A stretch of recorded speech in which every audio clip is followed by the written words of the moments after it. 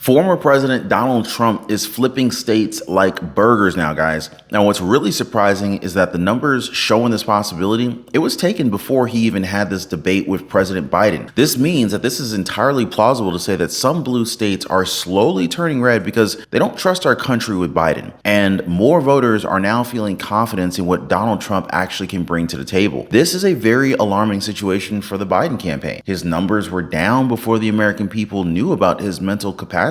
And, with this now pretty much out in the open and with calls from his own Democratic Party to replace him as the Democratic or presidential nominee, it's only normal for us to see panic. And this is exactly what we're seeing, guys. And this brings me to New Mexico. Biden won the state by 11 points back in 2020. Before the disastrous debate, President Biden, he led Donald Trump by around 2 points in Mexico? With the numbers being so close, it's only normal that the former president would lead Biden after the debate. But it's not just New Mexico that's flipping for Trump. I want you guys to check out the latest poll from CBS News that shows just how far Donald Trump has gotten away from the incumbent president.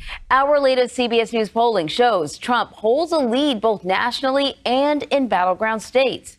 When voters were asked about how age will factor into their vote, 69% said that Biden's age is playing a role. Our Nancy Cordes is tracking the polls from the White House for us. Nancy, good morning.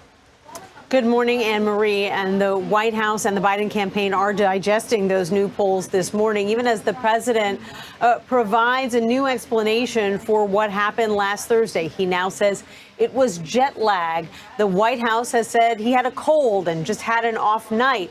And Democrats themselves, well, they're getting more vocal about their concerns that it might be something more. At a fundraiser in Virginia last night, President Biden offered a new explanation for his poor debate performance. I decided to travel around the world a couple of times shortly before the debate, he said.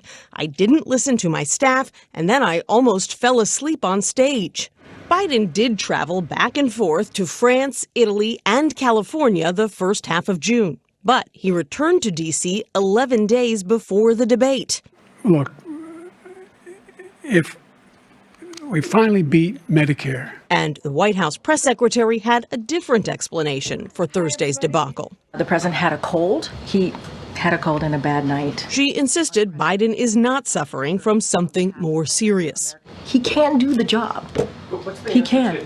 But even as she spoke, a New York Times report was taking Washington by storm, citing White House and foreign officials who said Biden has, quote, increasingly appeared confused or listless, and even sometimes seems to freeze up. On Tuesday, Texas Congressman Lloyd Doggett became the first Democratic lawmaker to call on Biden to step aside. The president cannot make the kind of effort that we need in these closing days to prevent Trump and his gang from taking over. And now other Democrats are opening up about their concerns. Like a lot of people, I was pretty horrified. We have to be honest with ourselves that it wasn't just a horrible night. You can see it. The dam is breaking, a Biden donor told CBS News. There are nonstop phone, email, and text conversations going on. As donors toss around names of possible replacements, veteran Congressman Jim Clyburn said the vice president should be the only alternative if Biden steps aside.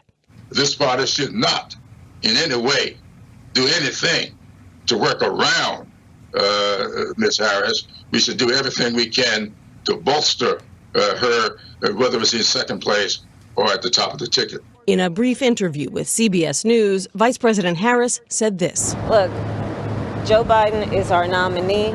We beat Trump once, and we're going to beat him again, period.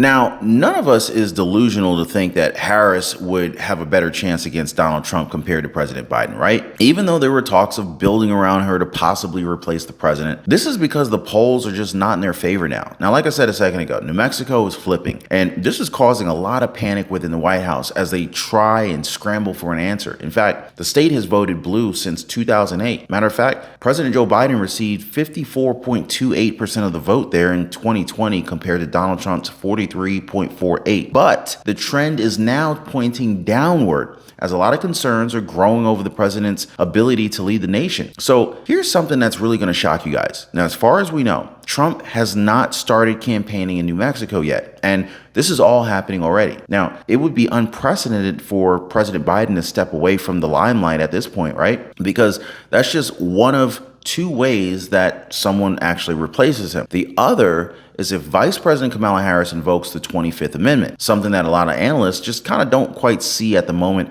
as she's shown continued support for President Biden. But Seth Shuster, a Biden campaign spokesperson, he's also confirmed that the president has no plans of stepping down. President Biden is increasingly defiant, insisting the voters have spoken and that only the Lord Almighty could drive him from the race.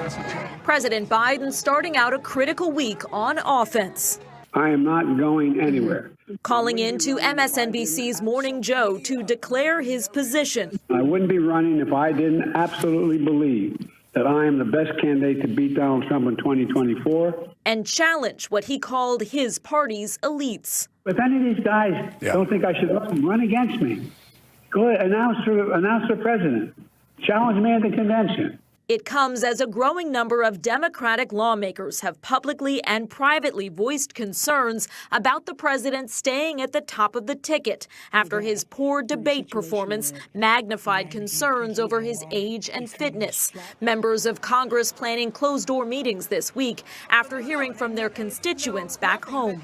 He just can't make it through 4 more years and look vigorous like Americans need. And I find it fascinating that nobody's asking for his opponent, who's almost as old as he is, mentally fairly confused, not to step down or step aside. But here's something that you guys should know. There's more bad news for President Joe Biden. It's not just New Mexico that's possibly turning red here. New Hampshire is also showing signs of flipping. And it might not be red, but it's definitely starting to get a little pinkish, maybe purple for sure. So now the state hasn't exactly backed a Republican presidential candidate in more than 20 years. But in 2024, the race is getting very, very tight. All right. Very recently, we've seen surveys having revealed that Donald Trump is clearly gaining ground in a lot of these key swing states that previously supported Biden back in 2020. So this is what's really wild about it. And he won it by 7 points back then. Former Secretary of State Hillary Clinton, she won it by less than a percentage point just 4 years before that, which shows that Donald Trump actually has a chance to flip New Hampshire. Isn't this wild? And the latest public poll conducted by St. Anselm College said that this is impossible. Trump is now leading President Biden in New Hampshire, guys.